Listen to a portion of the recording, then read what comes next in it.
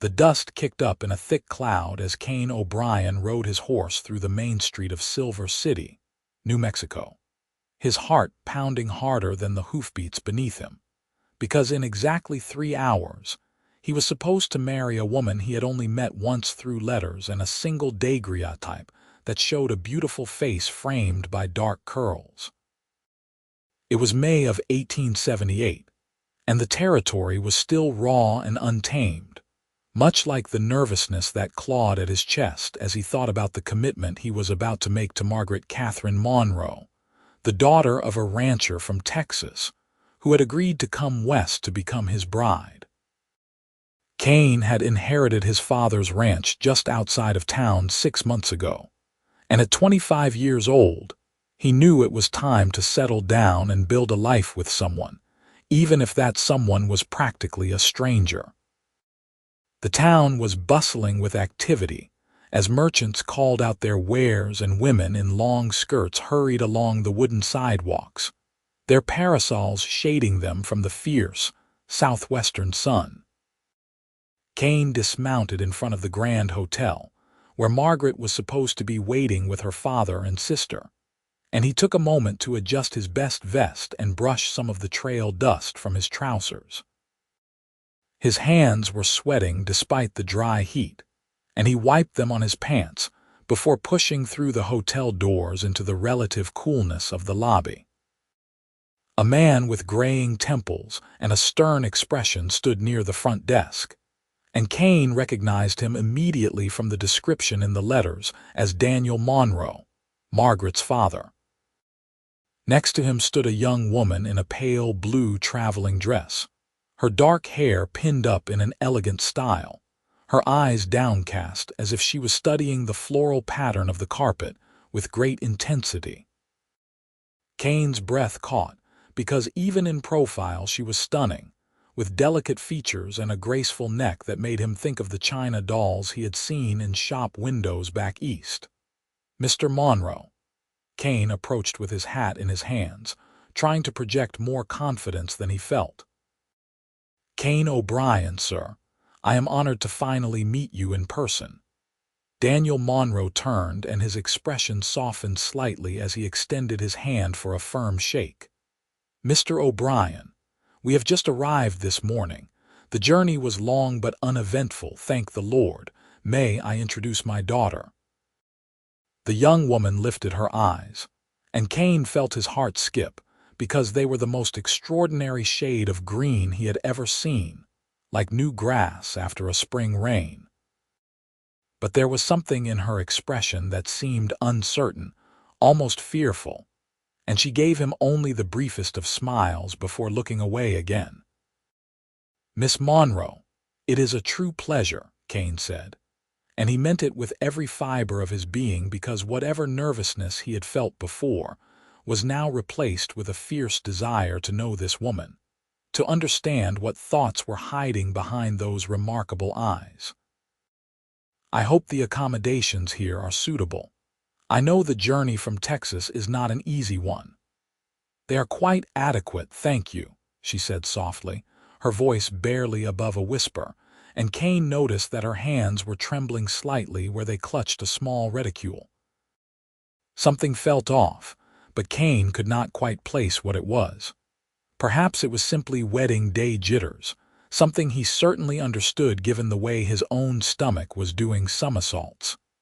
Daniel Monroe cleared his throat and pulled out a pocket watch, checking the time with a frown. "The ceremony is scheduled for 2 o'clock at the church," he said briskly.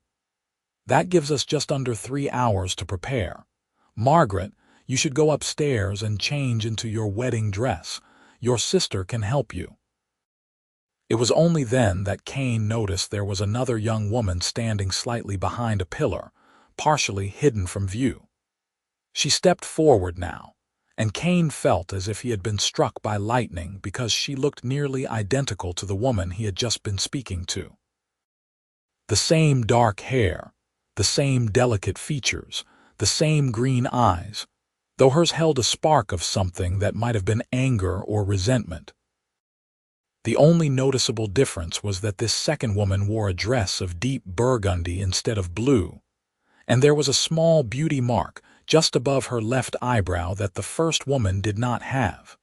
"Twins," Kane said stupidly, because his mind had gone blank with surprise. "Yes, Margaret and Miriam," Daniel Monroe said, gesturing between the two women. "They are identical in appearance, though quite different in temperament, I assure you. Miriam, please escort your sister upstairs." Miriam's jaw tightened, and for a moment Kane thought she might refuse, but then she nodded curtly and took her sister's arm. "Come along, Margaret," she said, and there was an edge to her voice that made Kane frown. The two women headed toward the staircase, their skirts swishing against the floor, and Kane watched them go with a growing sense of unease. "I apologize for the confusion," Daniel Monroe said, pulling Kane's attention back. "I should have mentioned in my letters that Margaret had a twin. It did not seem relevant at the time, but I can see now that it would have been prudent to prepare you." "It is quite all right," Kane said, though in truth he felt thoroughly rattled. "I was simply surprised. I have never met twins before. They are uncanny, are they not?" Daniel's expression had gone cold again. Their mother, God rest her soul, had the devil of a time telling them apart when they were children. But as I said, their personalities are quite distinct. Margaret is gentle and biddable, everything a man could want in a wife. Miriam, on the other hand, has always been headstrong and difficult. She has refused every suitor who has shown interest, which is why she remains unmarried at 22 years of age. There was something in the way Daniel Monroe spoke about his daughters that made Kane uncomfortable, as if one was a prized possession and the other a burden to be tolerated.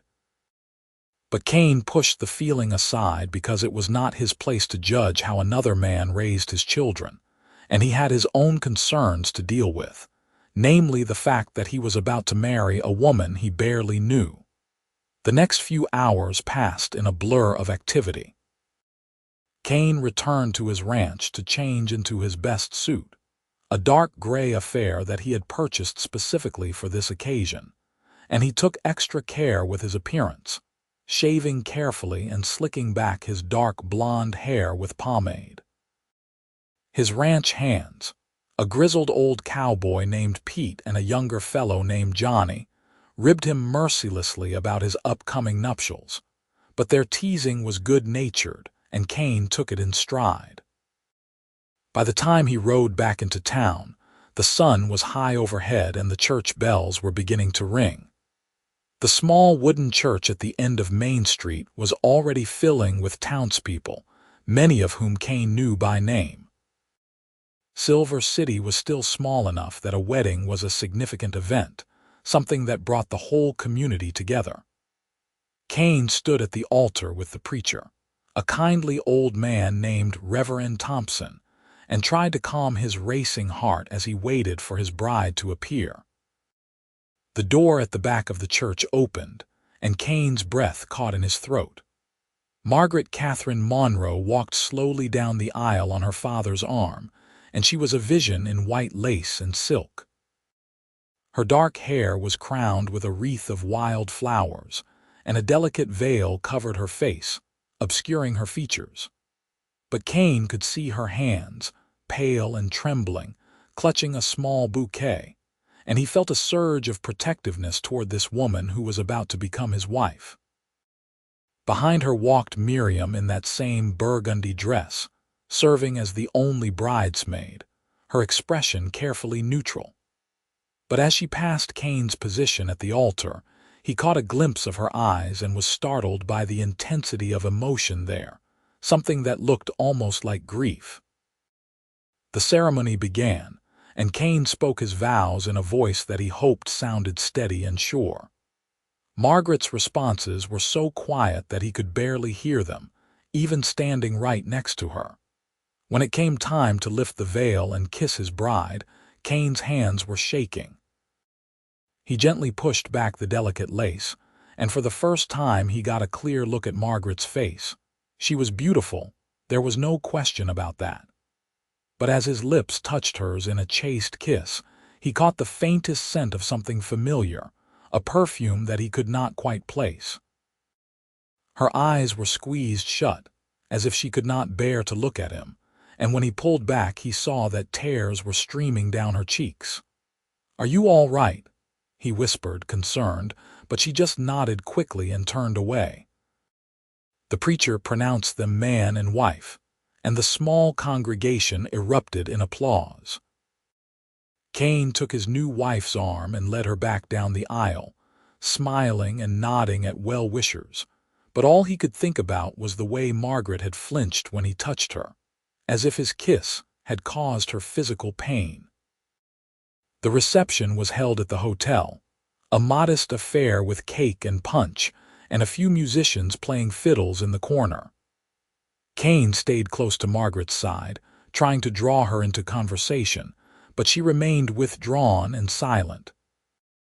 Miriam, he noticed, had disappeared entirely, and when he asked Daniel Monroe about her whereabouts, the older man simply shrugged and said she had retired to her room with a headache. As the sun began to set, and the last of the guests departed, Kane found himself alone with his new wife in the hotel room that had been prepared for them. It was meant to serve as their wedding night accommodation before they traveled out to the ranch in the morning. The room was small but clean, with a large bed covered in a patchwork quilt and a washstand in the corner. Margaret stood by the window, still in her wedding dress, staring out at the darkening street. Kane approached slowly, not wanting to startle her. "Margaret," he said gently, "are you sure you are all right? You have been so quiet all day. If you are having second thoughts about this marriage, I want you to know that I will do everything in my power to make you happy. I know we are still strangers to each other, but I hope that we can build something real together." She turned to face him, and in the dim light of the oil lamp, her green eyes were luminous with unshed tears. "I need to tell you something," she said, and her voice was different now, stronger and clearer than it had been at the altar. "I cannot let this go any further without being honest with you." Kane felt a cold knot of dread forming in his stomach. "What is it?" She took a deep breath, and her hands clenched into fists at her sides. "I am not Margaret," she said. "I am Miriam. Margaret could not go through with the wedding, and she begged me to take her place. I tried to refuse, but our father insisted, and Margaret was beside herself with panic. I thought I could do it. I thought I could just pretend, but I cannot lie to you any longer. You married the wrong twin, Mr. O'Brien, and I am so terribly sorry." The room seemed to spin, and Kane had to grip the back of a chair to steady himself. "What do you mean Margaret could not go through with the wedding? Where is she now?" Miriam's face crumpled, and the tears finally spilled over. "She ran away. She left a note saying she was in love with someone else, a man back in Texas, and she could not bear to marry a stranger. She asked me to take her place just long enough for her to get away, and then she said I could explain everything. But Father found the note first, and he was furious. He said the marriage had to go forward, that he had given his word, and that the family's reputation depended on it. He forced me to put on Margaret's dress and take her place at the altar." Kane felt a rush of emotions so intense that he could not separate one from another. Anger at being deceived, confusion about what this meant for his future, and underneath it all, a strange sense of relief that the woman standing before him was not the timid, frightened creature who had whispered her vows, but someone with fire and strength, someone who had just risked everything to tell him the truth. "Your father forced you," Kane said slowly, trying to make sense of it all. "You did not want to do this." "No," Miriam said fiercely. "I did not want to trick you. I tried to tell him it was wrong, that you deserved to know the truth, but he threatened to disown me if I did not cooperate. And Margaret was so desperate. She said she would rather die than marry someone she did not love. I thought if I could just get through the ceremony, then I could explain, and perhaps we could get an annulment or something. But now we are married in the eyes of the law and God, and I have ruined your life through my deception." Kane was silent for a long moment, his mind racing. Then, to Miriam's obvious surprise, he began to laugh. It started as a chuckle but quickly grew into full-bodied laughter that shook his shoulders and brought tears to his own eyes. "I fail to see what is so funny about this situation," Miriam said stiffly, her cheeks flushing with embarrassment and anger. Kane wiped his eyes and shook his head. "I am sorry. I do not mean to make light of your distress. It is just that I was so nervous about marrying Margaret, about trying to build a life with someone I barely knew. And now I find out that I have married someone completely different, and somehow that seems almost fitting for how strange this whole day has been." "You are not angry?" Miriam asked, her voice small and uncertain. "Oh, I am angry," Kane assured her. "I am angry at your father for putting you in this position, and I am angry at Margaret for running away without having the courage to face me herself. But I am not angry at you, Miriam. You were caught between two impossible choices, and you tried to do the right thing by telling me the truth." Miriam's shoulders sagged with relief, but her expression remained troubled. "What are we going to do? The marriage can surely be annulled since you did not marry the woman you intended." Kane moved to the window and stood next to her, looking out at the quiet street. "I have been thinking about that. An annulment would cause a scandal, not just for you and your family, but for me as well. The whole town knows that I married Margaret Monroe today, and if word got out about the deception, people would talk. Your reputation would be destroyed." "I do not care about my reputation," Miriam said quickly. "You should not be trapped in a marriage based on lies. What if I do not feel trapped?"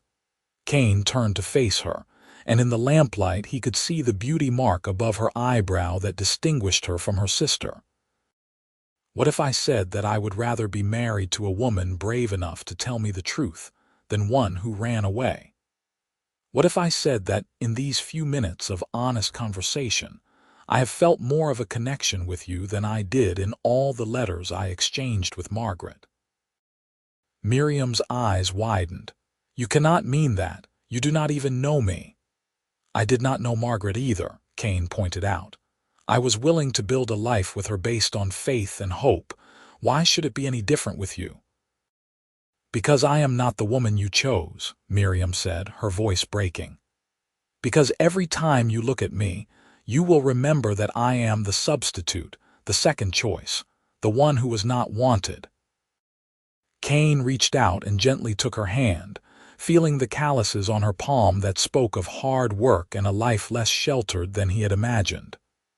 "Miriam, listen to me. I do not see you as a substitute. I see you as a woman who was put in an impossible situation and who still found the courage to be honest with me. That means more than you know." She looked down at their joined hands, and Kane saw a tear splash onto his wrist. "I do not know if I can do this," she whispered. "I do not know if I can be the wife you need." "Then let us figure it out together," Kane said. "Stay married to me, Miriam. Give us a chance to see if we can build something real. If after a few months you are miserable, then we can talk about an annulment or whatever needs to happen. But please, do not give up before we have even tried." Miriam raised her eyes to his, and Kane saw a flicker of hope there, mixed with fear and uncertainty. "Why would you want this? Why would you want me?" Kane smiled, and it was the first genuine smile he had felt all day. "Because when you walked down that aisle, I thought you were Margaret and I was filled with duty and obligation. But now that I know you are Miriam, I feel something different. I feel curious. I feel intrigued. I feel like maybe this mistake was not a mistake at all, but fate giving us both something we did not know we needed." She was quiet for so long that Kane thought she might refuse, but then she squeezed his hand and gave him a tremulous smile. "All right," she said. "I will stay. I will try to be a good wife to you, Kane O'Brien, even though I never imagined myself in this position. And I will try to be a good husband," Kane promised, "starting with giving you your privacy tonight. I will sleep on the floor, and tomorrow we will travel to the ranch and begin this strange new life of ours." Miriam's expression softened with gratitude and something else, something that might have been the first stirrings of affection. "Thank you," she said, "for being kind when you had every right to be cruel." Kane shook his head. "Kindness is not something you need to thank me for. It should be the foundation of any marriage, whether it began in the usual way or not." That night, as Kane lay on a blanket on the hard floor and listened to Miriam's quiet breathing from the bed, he thought about the strange turn his life had taken. He had set out that morning to marry one woman and had ended up bound to another, but instead of feeling cheated or angry, he felt something that might have been excitement. Miriam was clearly different from her sister in more than just temperament. She had a strength and a spirit that called to something in Kane's own soul, and he found himself looking forward to getting to know her, to discovering all the ways she was unique. The next morning dawned bright and clear, and Kane woke to find Miriam already dressed in her traveling clothes, her hair braided simply, and her face scrubbed clean. She looked younger without all the wedding finery, and Kane was struck again by how beautiful she was, in a way that had nothing to do with her physical appearance and everything to do with the determination in her eyes. "Good morning," he said, getting to his feet and stretching out the kinks in his back. "Did you sleep well?" "Well enough," Miriam replied, though the shadows under her eyes suggested otherwise. "I have been thinking about what happens when we see my father this morning. He will expect us to leave for your ranch, and I do not know what I should say to him about what I told you last night." Kane frowned as he considered the problem. "What do you want to say to him?" Miriam's jaw tightened. "I want to tell him that he had no right to force me into this deception, and that his concern for reputation and propriety has caused nothing but pain. But I know that if I say such things, he will likely disown me completely, and while I said last night that I do not care about my reputation, I find that I do care about severing ties with my father forever. Then we will tell him that you confess the truth to me, and that I have chosen to stay married to you regardless," Kane said. "We will make it clear that this is our decision, made freely, and that there is no need for scandal or annulment. That should satisfy his concerns about reputation, while also making it clear that you are no longer under his control." Miriam looked at him with an expression that Kane was beginning to recognize as surprised respect. "You have thought this through."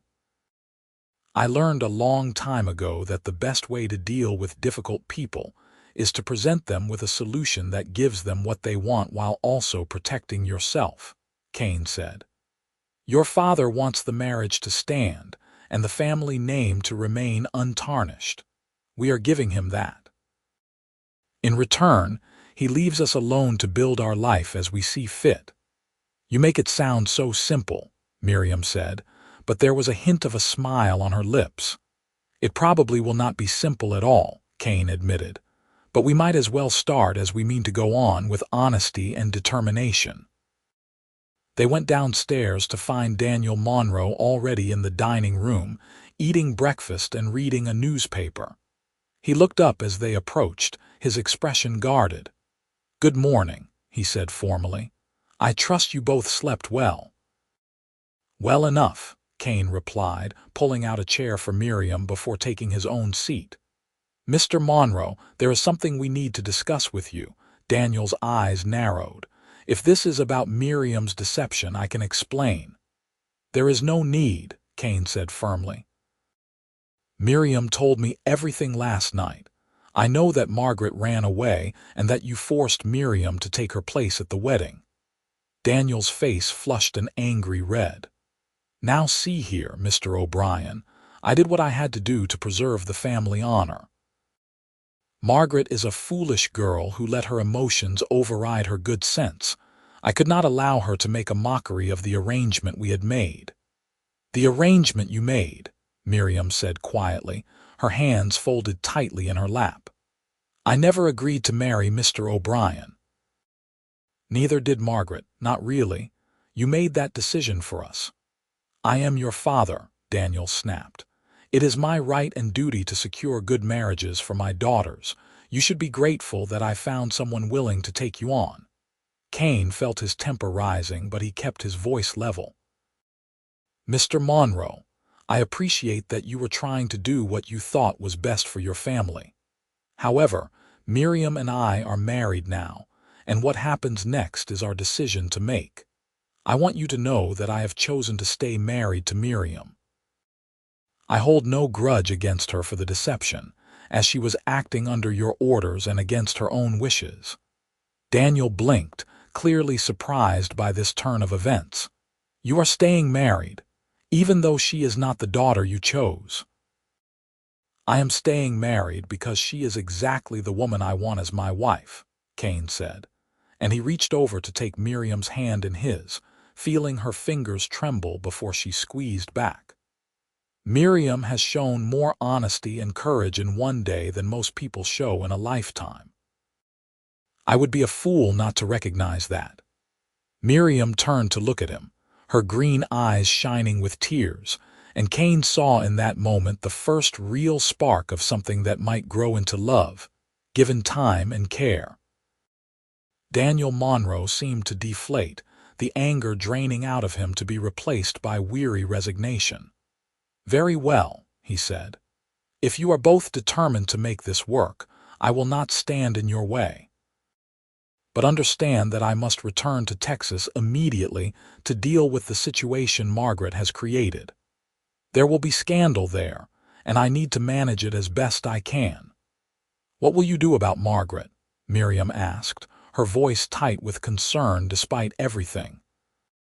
"Will you try to bring her back?" "That depends on whether I can find her," Daniel said grimly. "She left no indication of where she was going, only that she was running away with her young man. I suspect they will try to elope, and there is little I can do to stop them if they have already left the state." Miriam looked torn between anger at her sister's betrayal and worry for her well-being, and Kane squeezed her hand again in silent support. "I wish you luck in your search," Kane said, though his tone made it clear that he had little sympathy for Daniel Monroe's predicament. "Miriam and I will be heading to my ranch this morning. You are welcome to visit once you have settled your affairs, but I think it best if we have some time to adjust to our new circumstances without outside interference." It was a diplomatic way of saying that Daniel was not welcome, and the older man clearly understood the message. He nodded curtly and returned to his newspaper, the conversation clearly over. An hour later, Kane and Miriam were riding out of Silver City in a wagon loaded with Miriam's trunks and a few supplies from the general store. The morning sun was already hot, and the landscape stretched out before them in shades of brown and gold, punctuated by the occasional green of juniper and piñon trees. Kane drove the wagon while Miriam sat beside him, her hands folded in her lap and her eyes fixed on the horizon. "Tell me about your ranch," she said after they had been traveling for a while. "What is it like?" Kane felt a surge of pride as he thought about the land that had been in his family for nearly 20 years. "It is not huge, but it is good land with water and grass for cattle. My father built the house himself when he first came out here, and I have added onto it over the years. There are 2 ranch hands who live in the bunkhouse, Pete and Johnny. They are good men, and they will be respectful to you as the lady of the house." "The lady of the house," Miriam repeated softly, as if testing the words. "I never imagined myself as such. Father always made it clear that Margaret was the one destined for a good marriage, while I was too difficult and opinionated to attract a suitable husband. Kane glanced at her, taking in the proud tilt of her chin and the intelligence in her eyes. I have a feeling that difficult and opinionated might be exactly what I need in a wife. Running a ranch is hard work, and it requires someone who can think for themselves and is not afraid to speak their mind. Miriam looked at him with surprise. Most men would not appreciate those qualities in a woman. Then most men are fools, Kane said bluntly. I grew up watching my mother work alongside my father, making decisions about the ranch and the business. She was his full partner in every sense, and their marriage was stronger for it. That is the kind of partnership I want, Miriam. Not some delicate flower who needs to be protected from the realities of life, but someone who can stand beside me as an equal. You really mean that, Miriam said, and it was not a question but a statement of wonder. You actually want a wife who will challenge you and speak her mind. I do, Kane confirmed.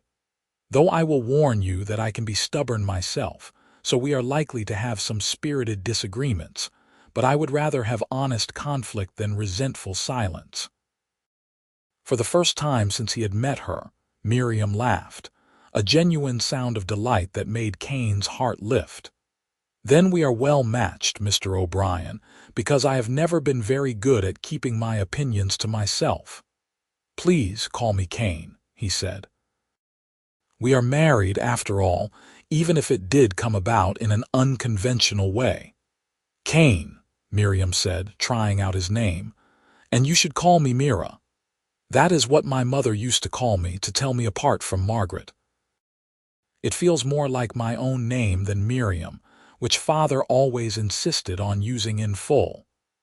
Mira, Kane repeated, liking the way it sounded. It suits you. The ranch appeared in the distance about an hour later, a cluster of buildings nestled in a valley with a creek running through it. The main house was built of adobe and wood, with a wide porch that wrapped around two sides. It was not fancy, but it looked solid and welcoming, with curtains in the windows and a garden plot near the kitchen door. The barn and outbuildings were well maintained, and Kane could see cattle grazing on the hillside in the distance. Pete and Johnny came out of the barn as the wagon pulled up, both men wiping their hands on their trousers and looking curiously at Miriam. Kane helped her down from the wagon and made the introductions. This is my wife, Mira, he said, and he felt a small thrill at being able to say those words. Mira, this is Pete, who has been with my family since before I was born, and Johnny, who joined us about 2 years ago. Pete was a grizzled man in his 60s with a weathered face and kind eyes. He swept off his hat and gave Miriam a respectful nod. Pleased to meet you, madam. Welcome to the O'Brien Ranch. Johnny was younger, probably around Kane's age, with sandy hair and a friendly grin. Madam, he said, ducking his head shyly, we have been fixing up the house for you. Kane had us whitewash the bedroom and put up some new shelves in the kitchen. That was very thoughtful, Miriam said warmly. Thank you both for your hard work. Kane could see the two ranch hands relax at Miriam's easy manner, and he felt grateful that she had the sense not to put on airs or act like she was above them. That kind of attitude would not go over well in a place like this, where everyone had to work hard and rely on each other. He showed Miriam around the house, pointing out the main room with its large fireplace and comfortable furniture, the kitchen with its big iron stove and scrubbed wooden table, and finally the bedroom that would be theirs. It was a simple room with whitewashed walls, a large bed covered in a quilt that his mother had made, and a chest of drawers. There was a window that looked out over the creek, and the afternoon sun streamed through the glass, making patterns on the floor. It is not fancy, Kane said, suddenly feeling self-conscious about how plain everything was compared to what Miriam might have been used to. But it is comfortable, and the walls are thick enough to keep out the heat in summer and the cold in winter. Miriam walked to the window and looked out at the view, her expression thoughtful. "It is lovely, Kane, truly. I was not raised in luxury, despite what you might think. Father's ranch was successful, but we lived simply. This feels like a real home, not just a house." Kane felt something warm unfold in his chest at her words. "I am glad you think so. I want you to feel comfortable here, Mira. I want this to be your home as much as it is mine." She turned to face him, and in the golden light of the afternoon, she looked almost ethereal. "I am going to do my best to be a good wife to you, Kane. I know this is not how either of us planned for things to go, but I am grateful for your kindness and your willingness to give me a chance." Kane crossed the room to stand in front of her, and on impulse he reached out to tuck a loose strand of hair behind her ear. "I am grateful too," he said softly. "I think we might surprise ourselves with how well this works out." Miriam's breath caught, and for a moment Kane thought about kissing her, really kissing her, not the chaste peck they had shared at the altar. But he held back, sensing that she needed time to adjust to all the changes in her life. There would be time for that later, when they had built more trust between them. The days that followed fell into a comfortable rhythm. Miriam proved to be every bit as capable as Kane had hoped, throwing herself into the work of running the household with enthusiasm. She learned to cook on the big iron stove, at first with some disasters that had them all laughing, but quickly improving until she could turn out decent meals. She tended the garden, pulling weeds and watering plants in the early morning before the heat became too intense. She even helped with some of the ranch work, which surprised both Pete and Johnny until they saw how fearlessly she approached tasks. Kane found himself watching her throughout the day, fascinated by the way she moved through the world with such determination and grace. She was quick to laugh and equally quick to speak her mind when she disagreed with something, just as he had told her he wanted. They had their first real argument about a week after she arrived, when Kane suggested that she should not be helping to mend fences because it was too dangerous for a woman. "Too dangerous," Miriam had said, her green eyes flashing with indignation.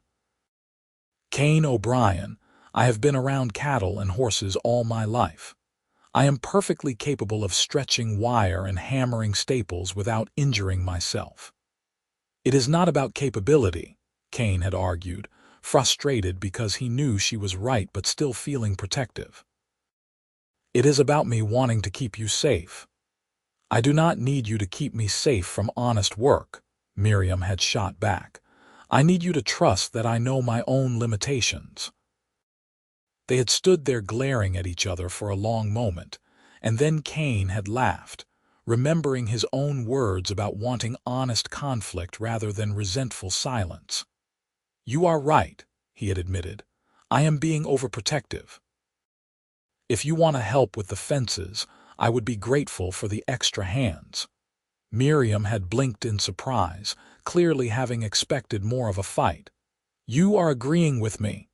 "I am agreeing that I was being foolish," Kane had clarified. "But I reserve the right to worry about you anyway, because that is what husbands do." That had earned him a smile, and the tension had broken. They had worked side by side that afternoon, and Kane had been impressed by how competently Miriam handled herself, stretching wire with strong, sure movements, and never once complaining about the heat or the hard work. At night, they slept in the same bed but with a respectful distance between them, both still getting used to the intimacy of sharing a space. Kane was patient, waiting for Miriam to signal that she was ready for their marriage to become more than just a partnership of convenience. He wanted her to come to him willingly, not out of duty or obligation. It was about 3 weeks after she had arrived at the ranch when things shifted between them. They had been out checking on a section of the herd in the far pasture, and on the way back they had stopped by the creek to let the horses drink. The afternoon was hot and still, with not even a breath of wind to provide relief, and Miriam had knelt by the water to splash some on her face and neck. Kane watched as droplets ran down her skin, disappearing into the collar of her simple cotton dress, and he felt desire hit him like a physical blow. It was not the first time he had wanted her, but it was the most intense, and he must have made some small sound because Miriam turned to look at him, her eyes questioning. "Kane, are you all right?" He swallowed hard and forced himself to look away. "Fine, I am fine. Just hot." Miriam stood and walked over to where he was standing, her expression thoughtful. "You have been very patient with me," she said quietly. "I know that we are married, and I know that you have been waiting for me to be ready for more than just sharing a bed. I want you to know that I appreciate that more than I can say." Kane's heart was pounding so hard that he was sure she could hear it. "I told you, Mira, I want you to come to me willingly. There is no rush. But what if I am ready?" Miriam said, and she stepped closer, close enough that Kane could smell the scent of sunshine and water on her skin. "What if I have been trying to work up the courage to tell you that this marriage has become more to me than just a practical arrangement? What if I have started to care for you, Kane O'Brien, in ways that I never expected?" Kane's breath stopped in his chest. "Mira," he said hoarsely, "are you saying what I think you are saying?" She reached up and touched his face, her palm cool against his sun-heated skin. "I am saying that I want to be your wife in truth, not just in name. I am saying that somewhere in these past weeks, I have started to fall in love with you." Kane caught her hand and pressed a kiss to her palm, his eyes never leaving hers. "I have been half in love with you since that first night when you had the courage to tell me the truth. Every day since then, I have watched you throw yourself into this life with such spirit and determination, and I have fallen the rest of the way. I love you, Mira. Not because you are the woman I happened to marry by mistake, but because you are exactly the woman I would have chosen if I had known you existed." Miriam's eyes filled with tears, but she was smiling, a radiant expression that transformed her face. "Kiss me," she whispered. "Really kiss me this time." Kane did not need to be asked twice. He pulled her into his arms and claimed her lips in a kiss that was nothing like the chaste peck at their wedding. This was a kiss full of passion and promise, a declaration of feeling that words could not fully capture. Miriam melted against him, her arms wrapping around his neck, and Kane felt as if his heart might burst with the joy of it. When they finally broke apart, both breathing hard, Kane rested his forehead against hers and laughed softly. "I think we should head home," he said. "Because I have been waiting weeks to make you truly my wife, and I do not want to wait any longer." Miriam's cheeks flushed pink, but her eyes were bright with desire and love. "Then let us go home, husband." That night was a revelation for both of them. A coming together that was tender and passionate and full of the kind of connection that Kane had always dreamed of, but never quite believed was possible. Afterward, as they lay tangled together in the moonlight streaming through the window, Miriam traced patterns on Kane's chest and sighed contentedly. "I used to be so angry at Margaret for running away," she said quietly. "I felt betrayed and used, like she had sacrificed me to save herself. But now I find myself grateful to her, because if she had not run, I would never have met you. I would never have discovered that I could be loved for exactly who I am, difficult opinions and all." Kane pressed a kiss to the top of her head, breathing in the scent of her hair. "Margaret did us both a favor, even if it was not her intention, though I confess I am curious about whether your father ever found her." Miriam was quiet for a moment. "I received a letter from him last week," she admitted. "I did not mention it because I was not sure how you would feel about me corresponding with him after everything that happened." Kane propped himself up on one elbow to look at her. What did the letter say? He found Margaret in San Antonio. She had married her young man, a clerk named Thomas who works in his father's law office. Father was furious at first, but he has reluctantly accepted the situation. He wants to visit us in a few months, once tempers have cooled. Miriam paused, biting her lip. I told him he would need to write to you first to ask permission, since it is your home and you are my husband. Was that wrong of me? Kane smiled and tucked a strand of hair behind her ear. It was exactly right. This is your home too, Mira, and you have every right to decide who visits. If you want to see your father, then I will welcome him when he comes, but only if he can treat you with the respect you deserve. Thank you, Miriam whispered, for understanding that I am still angry with him, but that I also do not want to lose him completely. Family is complicated, Kane said, but we get to choose how we build our own family starting right now. The months that followed were some of the happiest of Kane's life. The ranch prospered with good rains that kept the grass growing and healthy calves being born. Miriam continued to surprise him with her capacity for hard work and her willingness to tackle any task, no matter how difficult. She learned to ride better than most men, and she became an expert shot with the rifle that Kane insisted she carry when she went out alone, though he still worried every time she left his sight. They had their disagreements, of course, as any married couple does. Miriam had strong opinions about everything from how to manage the ranch finances to what color to paint the kitchen walls, and she was never shy about voicing them. But Kane found that he loved the spirited debates they had, the way they could argue passionately about something and then laugh about it afterward. It felt real in a way that his sterile exchange of letters with Margaret never had.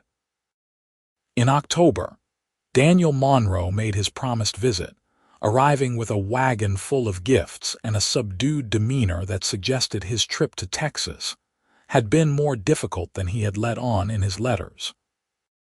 Kane was prepared to be polite but distant, but Miriam surprised him by greeting her father warmly, hugging him and asking about his journey. Over dinner that first night, Daniel cleared his throat and looked between Kane and Miriam with an expression that might have been shame. I owe you both an apology, he said gruffly. I handled the situation with Margaret's wedding poorly. I was so concerned with propriety and reputation that I did not stop to consider what forcing Miriam to take her sister's place would do to her, or how wrong it was to deceive you, Mr. O'Brien. I have had months to reflect on my actions, and I am not proud of them.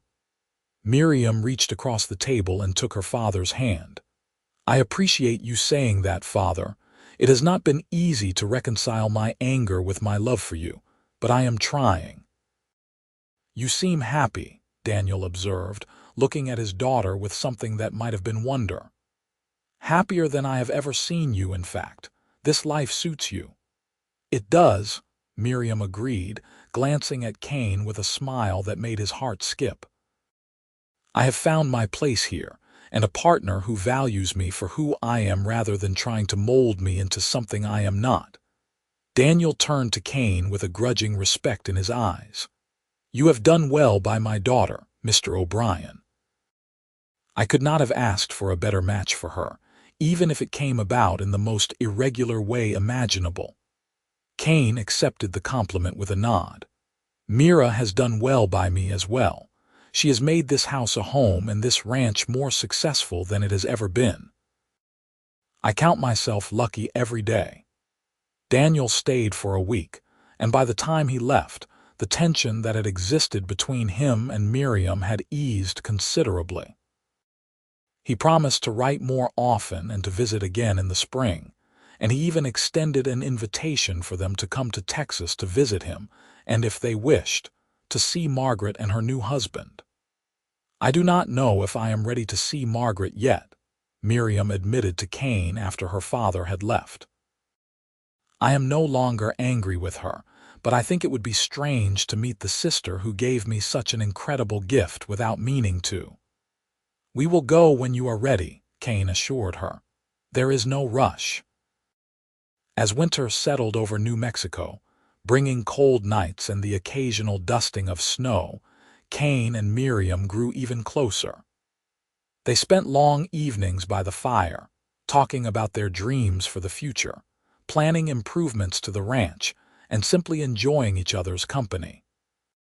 Pete and Johnny had both commented on how happy Kane seemed, and even the cattle seemed to sense the contentment that permeated the ranch, staying calm and healthy despite the cold weather. It was in late January that Miriam told Kane she was pregnant. They had been in the barn checking on a mare that was due to foal soon, and Miriam had stopped suddenly, her hand going to her stomach, her face pale. "Mira, what is wrong?" Kane was at her side in an instant, his hands on her shoulders. "I am not sure anything is wrong," she said slowly. "But I think I might be with child. I have been feeling strange for the past few weeks, and I am late with my monthly time." Kane felt as if the world had stopped spinning. "A baby," he said, his voice barely above a whisper. "We are going to have a baby." Miriam looked up at him with a mixture of joy and fear in her eyes. "Are you happy about this? I know we have not been married very long, and there is so much work to do on the ranch." Kane pulled her into his arms and held her close, feeling tears prick at his eyes. "Happy?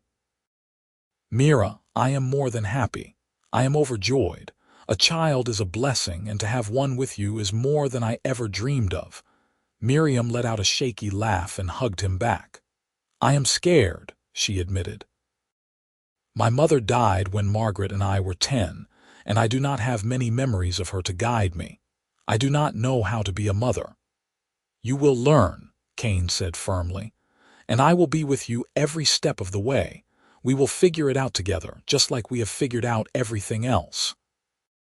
The pregnancy progressed smoothly, though Miriam grew frustrated with the physical limitations it imposed on her. She chafed at being told to rest and resisted Kane's attempts to keep her from doing heavy work, insisting that she was perfectly capable of continuing her normal routine. "I am pregnant, not an invalid," she said tartly one afternoon when Kane tried to take a bucket of water from her. "Women have been having babies and working since the beginning of time. And I would like my wife and child to be healthy and safe," Kane shot back. "Is it so wrong for me to want to take care of you?" They had stared at each other, both stubborn, until Miriam's expression softened and she sighed. "I am sorry, Kane. I know you are only worried. I just feel so useless sometimes, watching everyone else work while I am supposed to sit and knit baby clothes." "You are growing our child," Kane said, placing his hand gently on her swelling belly. "That is the most important work there is." Miriam placed her hand over his and smiled. "You always know just what to say to make me feel better." In early September, after a long and difficult labor that had Kane pacing the floor and nearly wearing a hole in the boards, Miriam gave birth to a healthy baby girl. The midwife from town, a capable woman named Mrs. Henderson, placed the tiny, red-faced infant in Kane's arms, and he felt his heart expand to hold more love than he had known was possible. "She is perfect," he said, his voice choked with emotion. "Absolutely perfect." Miriam, exhausted but radiant, reached out from the bed. "Let me see her." Kane carefully placed their daughter in Miriam's arms, and he watched as his wife counted tiny fingers and toes, marveling at the miracle they had created together. "What should we name her?" Miriam asked, looking up at Kane with shining eyes. They had discussed names throughout the pregnancy, but had never quite settled on one. Now, looking at his daughter's tiny face, Kane thought of his mother who had died just a year before he inherited the ranch. "What about Catherine?" he suggested. "We could call her Katie." "It was my mother's name, and I think she would have loved to have a granddaughter named after her." Miriam smiled and pressed a kiss to the baby's downy head. Catherine Monroe O'Brien. It has a nice sound to it. Hello, Katie. Welcome to the world, little one. The months that followed were exhausting but wonderful. Katie was a good baby, not crying excessively and sleeping in reasonable stretches, much to Miriam's relief. Kane discovered that he loved fatherhood, loved holding his daughter and singing to her and watching her grow and change each day. Miriam proved to be a natural mother, patient and loving but also practical, unwilling to coddle or fuss unnecessarily. When Katie was 6 months old, they received a letter from Daniel Monroe announcing that he was coming for another visit, this time bringing Margaret and her husband Thomas. Miriam read the letter with mixed feelings, and she showed it to Kane with a questioning look. "What do you think?" she asked. "Are you comfortable with Margaret coming here?" Kane thought about it carefully. "I am comfortable with whatever you decide, Mira. She is your sister, and while what she did was wrong, it ultimately led to us being together. I cannot hold a grudge against her for that." Miriam nodded slowly. "I think I would like to see her. I want her to meet Katie, and I want to show her that the life she ran away from turned out to be something wonderful." The visit was scheduled for late spring, when the weather would be pleasant and the ranch would be at its most beautiful. Miriam spent weeks preparing, cleaning and cooking and generally working herself into a state of nervous excitement that Kane found endearing. When the day finally arrived, Kane stood on the porch with Miriam and Katie, watching as 2 wagons rolled up the drive. Daniel Monroe climbed down from the first wagon, looking older but somehow more at peace than he had during his previous visit. From the second wagon emerged a young woman who looked exactly like Miriam, except that her face lacked the beauty mark above the eyebrow, and her expression was more hesitant, less confident. Behind her came a tall, thin man with spectacles and a kind face, who must have been Thomas. For a long moment, the 2 sisters just stared at each other. Then Margaret burst into tears and ran forward, throwing her arms around Miriam in a hug that nearly knocked her over. Kane quickly took Katie from Miriam's arms so that she could embrace her sister properly. "I am so sorry," Margaret sobbed against Miriam's shoulder. "I am so sorry for what I did to you.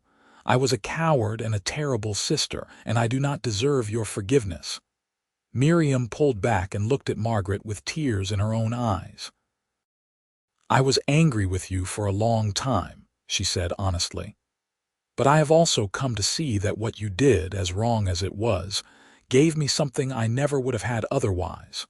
Margaret, meet my husband Kane and our daughter Katie." Margaret turned to look at Kane and the baby, and her expression filled with wonder. "You have a child already? Oh, Miriam, she is beautiful. Would you like to hold her?" Miriam offered, and Margaret nodded eagerly. Kane carefully transferred the baby into Margaret's arms, and he watched as his sister-in-law gazed down at Katie with a mixture of awe and regret. "I am so glad you are happy," Margaret said softly. "When Father told me that you had married Kane in my place, I was terrified that I had ruined your life. But I can see now that you have built something wonderful here." "I have," Miriam agreed, "and I want to hear about your life as well. Father says you married for love. I want to know all about Thomas and your life in San Antonio." The visit lasted a week, and by the end of it, the tension between the sisters had eased into something more comfortable. Margaret and Thomas proved to be pleasant company, and Kane found that he liked his brother-in-law, who was quiet but intelligent, with a dry sense of humor that reminded Kane of Pete. On their last evening, as they all sat on the porch watching the sunset paint the sky in shades of orange and pink, Margaret turned to Kane with a serious expression. "Mr. O'Brien, may I speak with you privately for a moment?" Kane glanced at Miriam, who nodded encouragingly, and then he stood and walked a little distance from the porch with Margaret. "I wanted to thank you," Margaret said quietly, "for not holding what I did against Miriam. She told me that you said you would choose her regardless of the circumstances, and that means more than you know. She deserves to be loved like that, unconditionally and completely."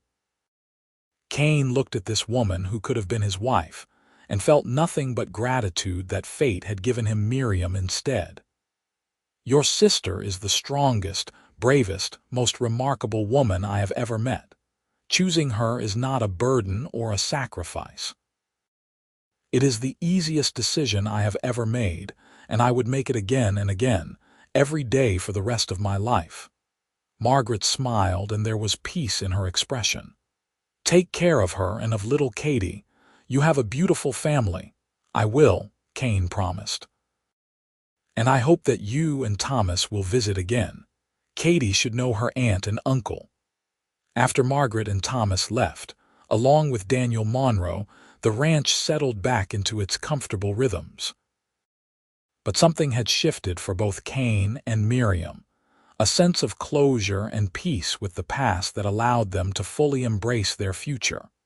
The years that followed were good ones. The ranch continued to prosper, and Kane gradually expanded their holdings, buying up adjacent land as it became available.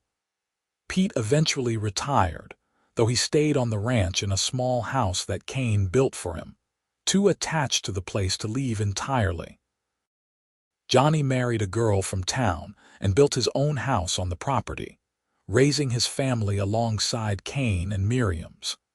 Katie grew into a bright, energetic little girl with her mother's green eyes and her father's determination.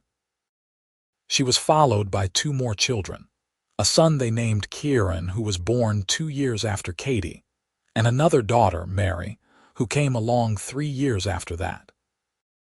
The house that had once seemed so quiet was now filled with laughter and noise and the chaos of children, and Kane loved every minute of it. On their 10th wedding anniversary, Kane took Miriam back to the creek where they had first kissed, where she had first told him she was ready to be his wife in truth. They left the children with Johnny's wife for the afternoon and rode out together, just the 2 of them, enjoying the rare quiet and solitude. They sat on the bank of the creek, Miriam leaning back against Kane's chest as they watched the water flow past, sparkling in the afternoon sun. "Do you ever wonder what your life would have been like if Margaret had not run away?" Miriam asked, her tone thoughtful rather than worried. Kane wrapped his arms around her and rested his chin on top of her head. "Sometimes," he admitted. "But I cannot imagine it ever would have been as good as this. I do not think Margaret and I would have suited each other. She needed someone gentle and patient like Thomas. I needed someone strong and spirited like you." Miriam turned in his arms to face him, her eyes searching his. "Do you really mean that? You do not ever regret that I was the one you got instead of the one you chose?"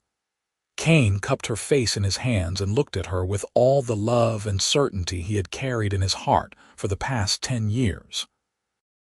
"Mira, I have told you this before, but I will keep telling you for the rest of our lives if that is what it takes for you to believe it. I did not choose Margaret. I chose a dream, an idea of what marriage should be based on some letters and a photograph. But you, my love, you I chose with my eyes wide open. I chose you when I learned the truth about our wedding, and I chose to stay married to you. I choose you every single day when I wake up next to you. I chose you when you were carrying our children, when you argue with me about ranch business, when you are exhausted and covered in mud from helping birth a calf. I choose you in every moment, in every circumstance, for better or worse." Tears were streaming down Miriam's face, but she was smiling, that radiant smile that still had the power to take Kane's breath away. "I choose you too," she said. "I chose you when I decided to trust you with the truth. I chose you when I let myself fall in love with you. I choose you every day of my life, Kane O'Brien, and I will keep choosing you until my last breath." Kane kissed her then, a long, slow kiss full of all the passion and tenderness that 10 years of marriage had built between them. When they finally broke apart, both were breathing hard and grinning like fools. "I think we should head home," Miriam said, her eyes sparkling with mischief. "The children will not be back for another few hours, and I can think of better ways to celebrate our anniversary than sitting by a creek." Kane laughed and helped her to her feet, his heart full to bursting with love for this woman who had come into his life in the most unexpected way, and had transformed it into something more beautiful than he had ever dreamed possible. As they rode back to the ranch, the afternoon sun warm on their backs and the sound of their laughter carrying on the breeze, Kane thought about the strange twists of fate that had brought them together. He had set out to marry one woman and had ended up with another, and it had been the greatest blessing of his life. That night, after they had tucked the children into bed and the house was quiet, Kane pulled Miriam close and whispered, "I love you, Mrs. O'Brien. Thank you for being the wrong twin." Miriam laughed and swatted his shoulder playfully. "I was not the wrong twin. I was exactly the right twin. You just did not know it yet." "You are absolutely right," Kane agreed, kissing her forehead. "You were always meant to be mine, and I was always meant to be yours. I am just glad that fate found a way to bring us together, even if it took your sister running away to do it." They fell asleep that night wrapped in each other's arms, secure in the knowledge that their love had been built on a foundation of honesty, trust, and choice. Not the kind of choice that came from careful planning and logical decision-making, but the kind that came from the heart, the kind that said, "I see who you really are, and I choose you anyway." The ranch continued to thrive as their children grew. Katie, at 16, had become an accomplished horsewoman who could rope a steer as well as any of the ranch hands. She had her mother's fierce independence and her father's steady determination, and Kane knew that when she eventually married, it would be to someone who could match her strength. Kieran, at 14, showed a head for numbers and business that suggested he might one day expand the ranch beyond what Kane had ever imagined.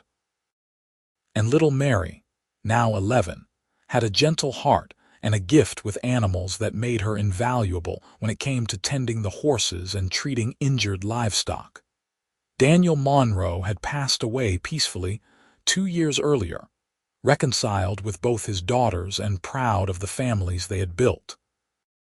Margaret and Thomas visited every few years, bringing their own 3 children to play with their cousins.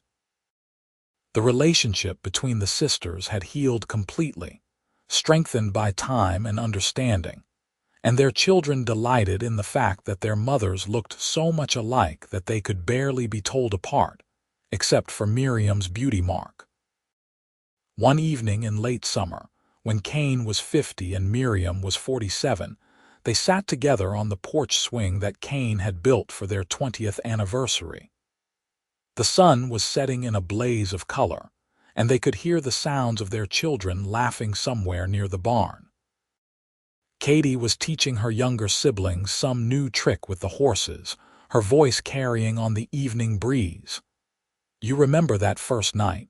Miriam asked, her head resting on Kane's shoulder. "When I told you the truth about who I was?" "Every detail," Kane said, pressing a kiss to her hair, which now showed threads of silver among the dark strands. "I remember being shocked and confused and angry, but most of all I remember being struck by your courage." "I was terrified," Miriam admitted. "I thought you would hate me, or demand an annulment, or send me back to my father in disgrace." "I could never have done that," Kane said. "Even then, something in me recognized that you were special, that you were worth taking a chance on." Miriam lifted her head to look at him, her green eyes still as bright and beautiful as they had been on their wedding day. "It has been a good life, has it not? All the hard work and the struggles, but also all the joy and the love. I would not change a single thing." "Neither would I," Kane agreed. "Though I do wish I had known from the beginning that I was getting you instead of Margaret, I would have been even more eager to walk down that aisle." Miriam laughed, the sound rich and warm. "Liar. You were nervous as a cat on a hot tin roof. Pete told me you nearly rode off in the opposite direction that morning." "Pete talks too much," Kane grumbled, but he was smiling. "But yes, I was nervous. Marriage is a big step, even when you think you know what you are getting into." "Turns out I had no idea what I was getting into, and it was better than anything I could have imagined." They sat in comfortable silence for a while, watching the sky darken from orange to purple to deep blue. Stars began to emerge, pinpricks of light in the vast expanse, and Kane thought about all the nights they had spent like this over the years, watching the sky together and talking about everything and nothing. "Kane," Miriam said softly, "if you could go back to that day, knowing everything you know now, would you still choose me?" Kane turned to face her fully, taking both of her hands in his. He could see the vulnerability in her expression, the fear that maybe, after all these years, he might have regrets. "Mira," he said, his voice steady and sure, "if I could go back to that day, knowing everything I know now, I would not just choose you. I would run to that altar. I would shout from the rooftops that I was the luckiest man alive because I got to marry you. You have made my life richer and fuller and more meaningful than I ever dreamed it could be. You have given me 3 beautiful children, a partnership built on mutual respect and trust, and a love that has only grown stronger with time. So yes, my darling wife, I would choose you. I would choose you 1,000 times over, in every lifetime, in every possible version of events. You are not the wrong twin. You are the only twin, the only woman, the only one I could ever love this way." Miriam's eyes filled with tears, but she was smiling through them. "You always know exactly what to say to make me cry," she said, her voice thick with emotion. "I just speak the truth," Kane said, wiping away her tears with his thumbs. "You are my truth, Mira. You always have been, from the moment you found the courage to tell me who you really were." They kissed then, a kiss that held 27 years of love and commitment and shared experiences. It was different from their first kiss by the creek, or their wedding kiss, or any of the thousands of kisses they had shared over the years. This one held the weight of time and the certainty of forever. When they finally broke apart, Miriam rested her forehead against Kane's and sighed contentedly. "We should go inside. Katie will be bringing the little ones in soon, and they will want dinner." "In a minute," Kane said, tightening his arms around her. "Let me just hold you for one more minute and remember how blessed I am." Miriam settled against his chest, and they rocked gently in the swing, listening to the sounds of the ranch settling down for the night. The lowing of cattle in the distance, the whinny of horses in the barn, the creak of the porch boards beneath them, all of it was as familiar and comforting as breathing. "I love you, Kane O'Brien," Miriam said. "Thank you for choosing me, even when I was not who you expected." "I love you too, Mira O'Brien," Kane replied. "Thank you for being brave enough to be yourself and for trusting me enough to let me love you." As the first stars began to shine in earnest, and the night settled over the ranch like a comfortable blanket, Kane and Miriam sat together on their porch swing, surrounded by the life they had built together. It had started with a mistake, a case of mistaken identity that could have ended in disaster. Instead, it had become the greatest love story either of them had ever known, proof that sometimes the wrong choice is actually the right one, and that love is not about perfection but about choosing each other, again and again, no matter what.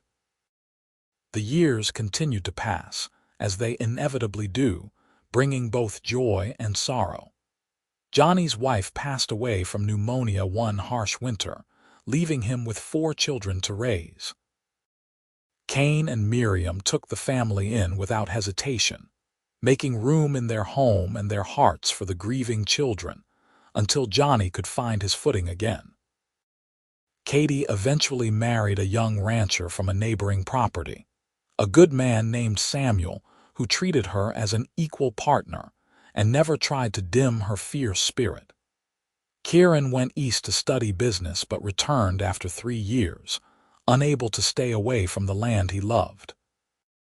Mary surprised them all by falling in love with the doctor who had come to Silver City to set up practice, and she moved into town to help him run his office and raise their children. Through it all, Kane and Miriam remained each other's constant, their love the foundation upon which everything else was built. They had their share of hardships, as any couple does who spends a lifetime together. There were years when the drought was so bad that they nearly lost the ranch, and Kane had to take on debt to keep things going. There were illnesses and injuries, moments of fear when one or the other of them was laid low and the future seemed uncertain. There were arguments and disagreements, times when their strong personalities clashed and they had to work hard to find common ground.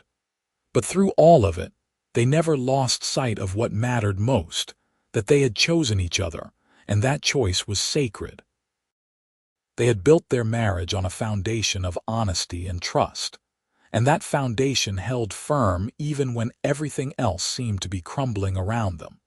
On their 40th wedding anniversary, their children and grandchildren gathered at the ranch for a celebration.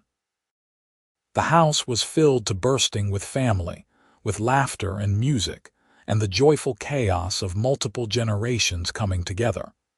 Katie had come with Samuel and their 5 children, ranging in age from 18 down to 7. Kieran had brought his wife and their 2 daughters. Mary and her husband had come from town with their 4 children, including infant twins who were being passed around and cooed over by everyone. Margaret and Thomas had made the long journey from San Antonio with their youngest son, the only one of their children still living at home. The sisters sat together on the porch, watching their grandchildren play in the yard, and marveled at how their lives had turned out. "You ever think about that day?" Margaret asked quietly. "The day you took my place at the altar." Miriam considered the question carefully. "Sometimes. Usually when I am watching Kane with our children or grandchildren, and I am struck by how different my life would have been if you had not run away. I probably would have married some man Father chose for me, someone who wanted a quiet, obedient wife. I would have been miserable. And I would have been equally miserable married to Kane," Margaret said. "Not because there is anything wrong with him, but because we would not have suited each other at all. He needed someone strong and independent, someone who could challenge him and stand beside him as an equal. I needed someone gentle and patient, someone who could give me the quiet, stable life I craved. We both ended up exactly where we needed to be." "It is strange how things work out," Miriam mused.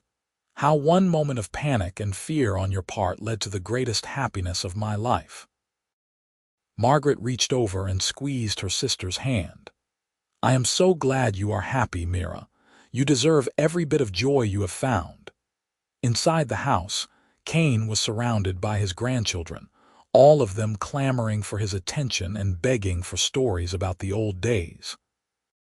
He looked up and caught Miriam's eye through the window, and the love and contentment in his expression made her heart swell. Later that evening, after the younger children had been put to bed, and the adults were sitting around talking quietly, Kane stood and clinked his glass to get everyone's attention. "I want to say something," he began, his voice carrying easily in the now quiet room. 40 years ago today, I married a woman I thought was named Margaret Catherine Monroe. As it turned out, I actually married Miriam Catherine Monroe, and that mistake was the best thing that ever happened to me. There was laughter and applause from the family gathered around, and Miriam felt her cheeks flush with pleasure and embarrassment. Kane continued, his eyes never leaving his wife's face. I have spent 4 decades married to the most remarkable woman I have ever known. She has been my partner in building this ranch, my companion through good times and bad, the mother of my children and the grandmother of my grandchildren. She has challenged me, supported me, argued with me, and loved me through everything. And I want everyone here to know that if I had to do it all over again, I would not change a single thing. I would still marry the wrong twin, because she turned out to be exactly the right woman for me. Miriam stood and crossed the room to Kane, tears streaming down her face. And I would still take my sister's place at that altar, she said, her voice shaking with emotion. Because marrying you, Kane O'Brien, has been the greatest adventure and the deepest joy of my life. You taught me what it means to be truly loved, to be valued for exactly who I am. You gave me a home and a family and a purpose. And I would choose you, over and over again, for the rest of my life and beyond. They kissed to the sound of cheers and applause from their family, and Kane felt the same rush of love and gratitude that he had felt on their wedding night. When Miriam had first told him she was ready to be his wife in truth. As the party wound down and family members began to drift off to bed in various rooms throughout the house and the bunkhouse, Kane and Miriam walked out to the porch for one last moment alone. The night was clear and cool, with a million stars scattered across the sky like diamonds on black velvet. 40 years, Kane said wonderingly. It seems impossible that it has been so long, and yet it also feels like we have been together forever. I know what you mean, Miriam said, leaning against him. Sometimes I still feel like that frightened young woman who was terrified to tell you the truth. Other times I feel like we have been partners since the beginning of time. Kane wrapped his arms around her and held her close. Do you remember what I promised you that first night? That I would give you a chance to see if we could build something real together. I remember, Miriam said softly. And you kept that promise every single day for 40 years. We built something real, Kane said. Something strong and beautiful and lasting. We built a family, a legacy, a love that will outlive us both. Miriam turned in his arms to face him, and even in the starlight he could see the depth of love in her green eyes. Thank you, she said, for choosing me, for seeing who I really was and loving me anyway, for giving me a life beyond anything I could have imagined. No, Kane said, cupping her face in his hands. Thank you, Mira, for having the courage to tell me the truth, for trusting me with your heart, for making every day of the last 40 years an adventure worth living. I meant what I said in there. You are not the wrong twin. You are the only twin, the only woman, the only love of my life. And I swear to you now, as I have sworn every day of our marriage, that I would choose you again. Not out of obligation or duty or because I made a promise 40 years ago, but because you are mine and I am yours, and there is no one else in this world or any other that I would rather spend my life with. They kissed again, slow and sweet and full of the love that had sustained them through 4 decades of marriage. And as they stood there on the porch of the house they had built together, surrounded by the land they had tended and the family they had raised, Kane knew with absolute certainty that he was the luckiest man who had ever lived. The years that remained to them were precious and few, as all remaining years eventually become. Kane passed away first, at the age of 73, with Miriam holding his hand, and their children and grandchildren gathered around his bed. His last words were to his wife, spoken so softly that only she could hear them. I choose you, Mira. I will always choose you. Miriam lived for 5 years after Kane's death, continuing to run the ranch with Kieran's help, and remaining active in the lives of her children and grandchildren. She never remarried, saying that she had already had the love of her life and saw no need to look for another.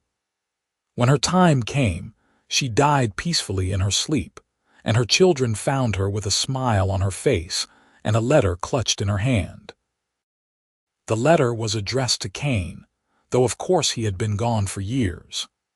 In it, Miriam had written about their life together, about the love they had shared and the family they had built. And at the end, in her slightly shaky handwriting, she had written, "My dearest Kane, I am coming to find you now. And when I do, I will tell you one more time that I choose you too. I chose you then, I choose you now, and I will choose you for all eternity. Your loving wife, Mira." The letter was framed and hung in the main room of the ranch house, where it remained for generations, a testament to a love that had begun with a mistake and had grown into something eternal. And the story of the cowboy who married the wrong twin by mistake and swore he would choose her again regardless became a legend in Silver City, passed down through the years as proof that sometimes the greatest loves are the ones we never see coming. And that choice, real choice from the heart, is the most powerful force in the world.